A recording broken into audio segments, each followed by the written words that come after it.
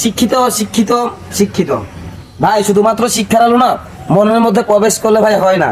শিক্ষার আলোয় নিজেকে আলোকিত করলো ভাই, সেটা হয় না। যে একজন চা শ্রমিকের সবকিছু ভাই দুঃখ কষ্ট লাঞ্ছনা বুঝতে পারবে শিক্ষিত মানুষ, সেটা কি এত সত্য? ভাই সবচেয়ে বড় শিক্ষা হলো কি জানেন, একজন চা শ্রমিকের হাসি কান্না দুঃখ বেদনা সবকিছু সম্পর্কে ভাই ধারণা থাকতে হবে। একজন চা শ্রমিক হাসে, সেই হাসির মধ্যে না অনেক রহস্য অনেক কষ্টের গল্প ভাই লুকিয়ে থাকে, সেটাকেও বুঝতে হবে। সবকিছু ভাই বুঝতে হবে।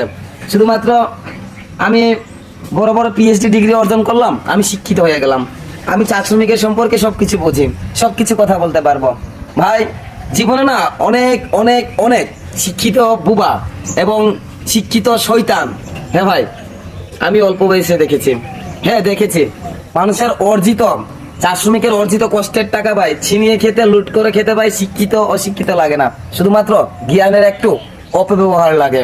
হ্যাঁ জ্ঞানের শুধুমাত্র অপব্যবহার, যেটা ভাই সকলেই করে, শিক্ষিত অশিক্ষিত মানুষ ভাই সেখানে ভেদাভেদ নির্ভর করে না। সেই ধরনের ব্যক্তি দরকার, সেই ধরনের লোক দরকার যে কিনা চা শ্রমিকের সবকিছু বুঝেন। শুধুমাত্র জ্ঞানের পরিধি বেশি থাকলে চলবে না, চা শ্রমিকের সম্পর্কে পরিধি বাড়াতে হবে।